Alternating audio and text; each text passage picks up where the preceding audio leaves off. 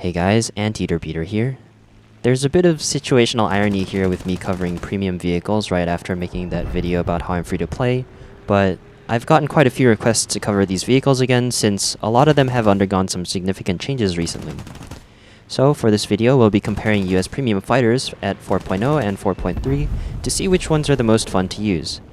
I'll be comparing them to the BF-109 F4 as a baseline since it also happens to be a US premium that you can get.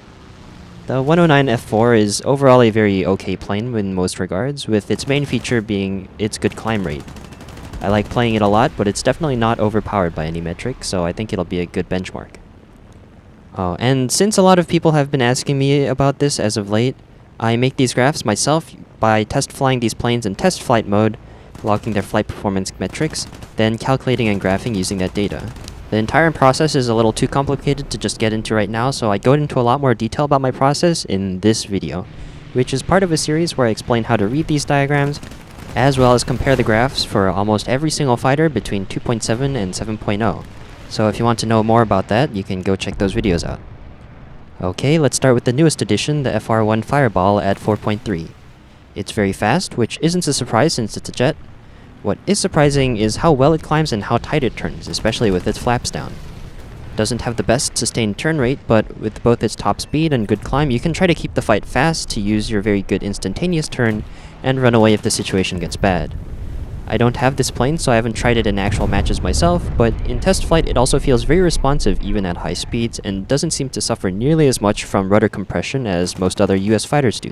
In fact, the rudder compression seems to only kick in past 650 kph, which is much more manageable.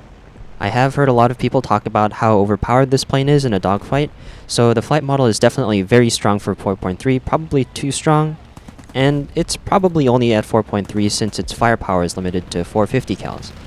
But even still, I think it's a side grade at the minimum to the F8 F1, which is already undertiered for 4.7 even though it also only has 450 cals.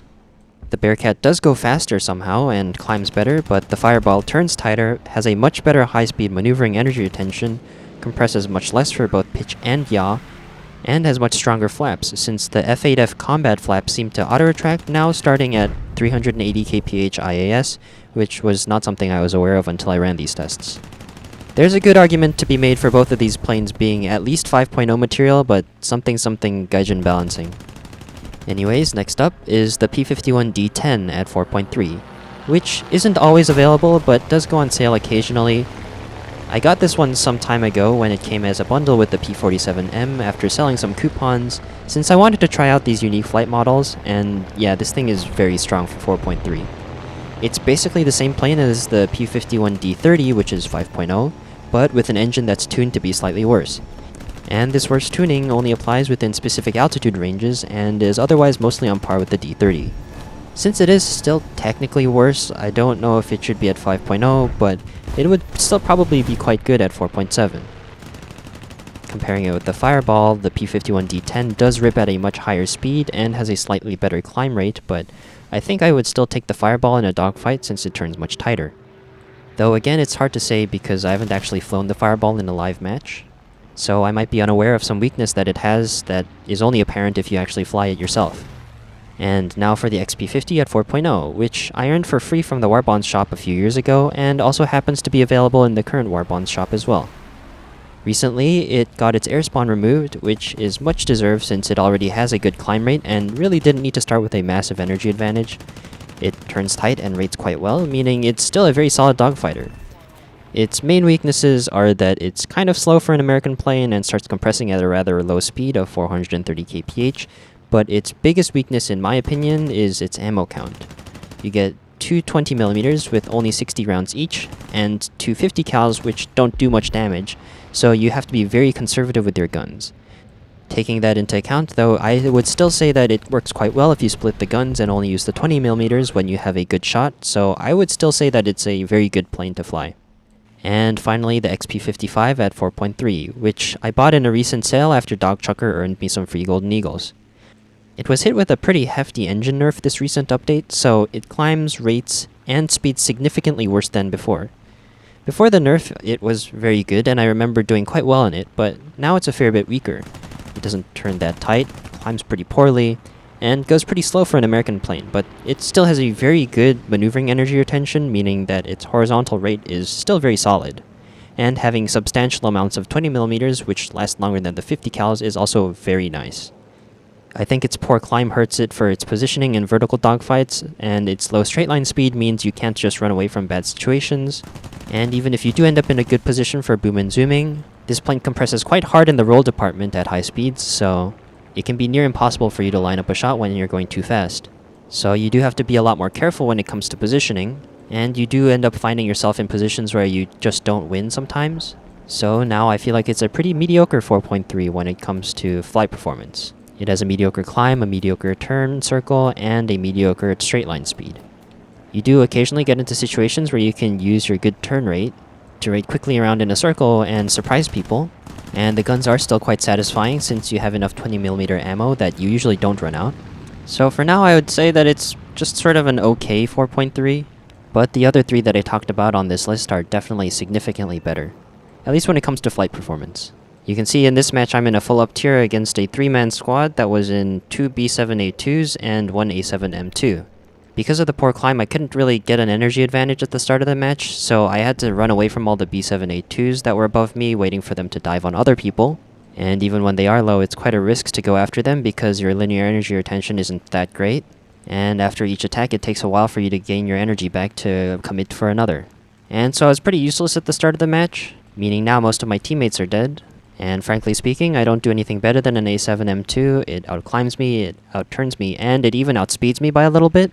So there's very little hope for this fight. I'm just hoping that maybe my teammate can get here to help me out, flying off to the side a little bit so that there's some separation between the two of us so that I can commit to him if he dives on the other guy. I tried to keep up and climb with the LA7, but I really couldn't because this plane is poor in the climb.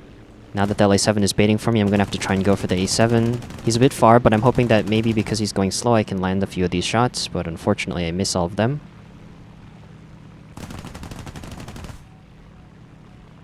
And now it's time for me to get out as quickly as I can.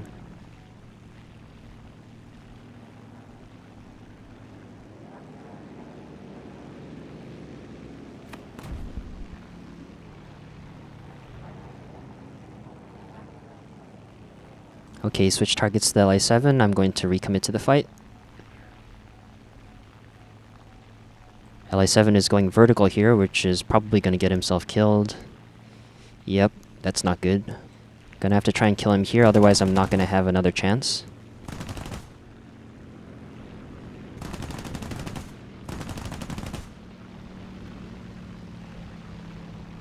Dropping throttle to try and stay behind him. Raising throttle to stay behind the loop, but at this point I'm probably just boned now. He's going to keep doing vertical loops and I'm not going to be able to follow him. And enemy J2M is also here. That's also not great. At this point I'm just going to try and head for the J7M2 for a head-on. Hopefully it'll also get me some distance from the A7.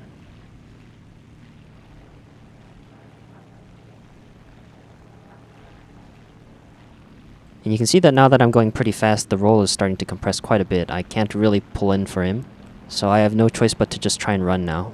No fuel, damaged engine, very little ammo left.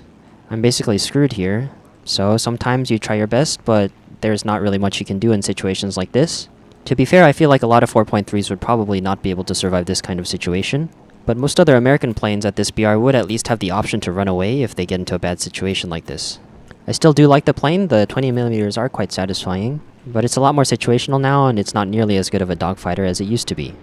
It doesn't mean you can't do well in it. I did get that 8-kill game in the very first game that I showed, but sometimes you also get into situations like this where you really just can't win. So if you want an overpowered plane, get the Fireball. The P-51D-10 is also really strong. The XP-50 with its air spawn removed is more balanced now, but I think it's still quite fun. And the XP-55 is sort of just okay. Let me know if you want a more in-depth review of these vehicles, since I only just sort of glossed over the main characteristics of these planes. It's been a bit of a while since I've played War Thunder, and I just played these 4 games to see what these planes felt like right now. So I probably could have had more to say about these planes if I played a few more in these, but that's all for now. I'll see you in the next one. Bye bye.